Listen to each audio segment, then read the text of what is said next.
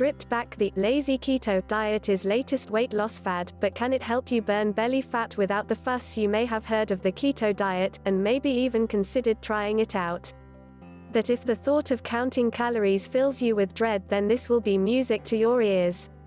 The lazy keto diet is the latest weight loss fad. Here's how you can burn fat fuss-free. 1. The lazy keto diet is the latest weight loss fad. Here's how you can burn fat fuss-free. Dubbed the lazy keto diet, it's a much simpler and easier version of the weight loss method loved by the likes of Kim Kardashian. No longer will you have to weigh food or meticulously track what you eat. Apparently, you can still reap the fat-burning rewards of going no-carb without all the fuss. Here's how. Keto made simple. Lazy keto is like the original plan, but you don't have to track your calories, according to health.com. The only rule is that you can only eat 20 grams of carbs a day. That's the equivalent of nearly an entire cauliflower, proving that not all of vegetables are equal in terms of carbs. It's almost impossible to eat 20 grams of carbs from spinach, for example. Not having to calculate your calories will save you time and energy.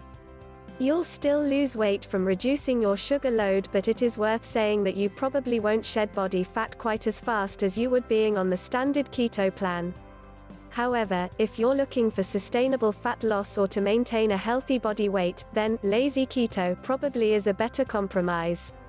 Cutting carbs for good may harm heart health. There have been plenty of studies in recent times suggesting that following a high-protein, low-carb diet isn't the healthiest plan, so you've got to ensure that you really fill up on as much green leafy veg as possible.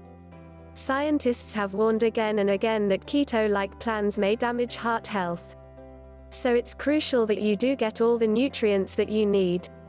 The main issue, lazy keto, might throw up is eating too much protein and too little fiber because you're not actively tracking what you're eating. Burn fat, not carbs. By starving your body of readily accessible sugar from carbs, the body reaches a state of ketosis, a normal metabolic process. It's where, in the absence of carbs for energy, the body burns fat instead, hence why it helps with weight loss. But it can prove strict and a bit time-consuming counting calories obsessively. And it's definitely not good for anyone who has any history of disordered eating. Balance is key when it comes to diet. Concentrate on making sure that your plate ratio looks balanced. A general rule of thumb: make sure half of your plate is always taken up with green veg like broccoli, spinach and kale, which are high in vitamins, minerals and fiber and very low in calories. The rest of the plate is made up from lean proteins and healthy fats like oily fish, chicken, avocados, nuts and eggs. Keto doesn't mean going without fruit and veg. That's a common misconception. Low-carb keto done correctly should be full of good gut-boosting foods, including fiber from the vegetables, nutritionist Sarah Flower previously told The Sun. Most people think of Atkins or just a diet of meat and fat when they hear low-carb or keto, but it is more Mediterranean style: real food, vegetables, nuts, seeds, good healthy fats, oily fish, meat, dairy, nothing more than a real food diet, cutting out grains, sugars and all processed foods.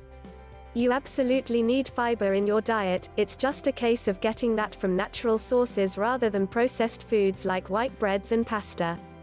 But if you are going to cut out grains, then it's absolutely crucial to make sure that you're getting at least 5 portions of veg a day.